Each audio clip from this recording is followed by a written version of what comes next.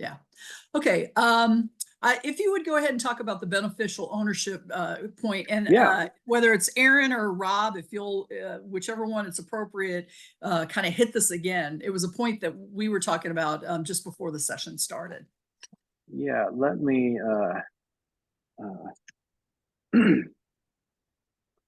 I hope it's on this page. No, let's do it a different way. If you go to Google and you type in, actually, let's do it this way. Beneficial owner reporting. The first non-sponsored link is going to be FinCEN.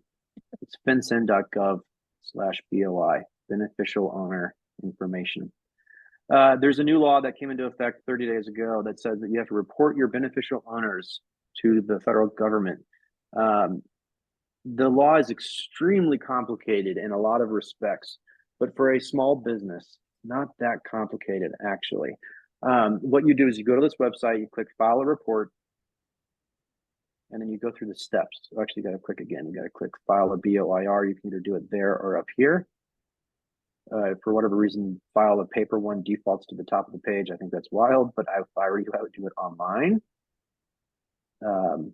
And this is it. This is all the form is. The idea is you need to report to the federal government the beneficial owners of your company. The idea is they're trying to prevent money laundering and other fraudulent activities.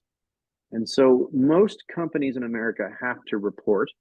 But if you're a large company, if you're a publicly traded company, if you're a bank, if you're certain other types of company, you don't have to. But ignore all that for a second. Let's just say you're a small business in Kansas City or wherever, and that your company was formed before January 1st of this year.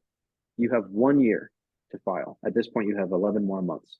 So you have to file before January 1st of next year. If you're a new business that was created on January 1st, 2024, or after, you have 90 days to report. If you form your company January 1st, 2025, or after, you have 30 days to report. And then for all companies, you have 30 days after the change of ownership to report the change to the government. I'm going to fly through this form really quickly. This wasn't really part of my presentation, but it came up in our conversation before we got started. So assume that you're filing an initial report, right? You just click initial report. It's pretty simple. Reporting company, you provide information about the company itself. You probably should ask to get a FinCEN. I don't think you have to, but you could. I don't even know what that is. I would ignore that for most of you. Type in information about your company itself. Type in your tax ID number, where the company was incorporated. That's not where the company is operating. It's where your company, oh wait, I'm sorry, that's actually where you're operating. This is where you were incorporated. So my LLC is a Missouri LLC, but I operate in Colorado. I would say Missouri here. Anyway, you fill out this basic information, move forward to company applicants. This is the company or the person who created the company. So when I form an LLC for a client, I am the company applicant. I have a federal FinCEN ID and I give it to all my clients and they insert my number there and that's all they have to do. For you, if you created your own company, you would fill out the information down here and then most importantly, upload a copy of your ID, driver's license, passport, whatever it might be.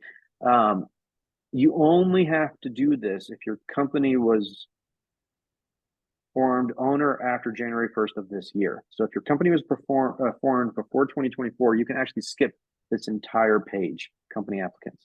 If it was formed on or after January 1st of this year, you do have to fill out this page.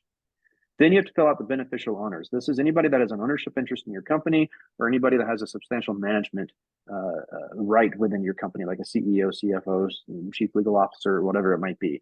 That needs to be filled in here. It can get really complicated as to who are the beneficial owners. But again, if you're a small business, if Karen and I just start a marketing company, it's pretty clear that Karen and I are the beneficial owners. We're the only people managing it. So we would fill out this form and upload a copy of the ID for Karen and I, and we would do it twice. There'd be 2 different beneficial owners. Click submit, fill in this basic info, name, email, click submit, and you're done. It's not that complicated for most small businesses.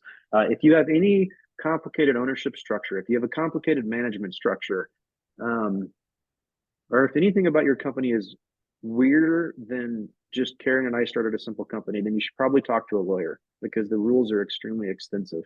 But that's the high level overview of how that works. Thanks, Chris. Appreciate that.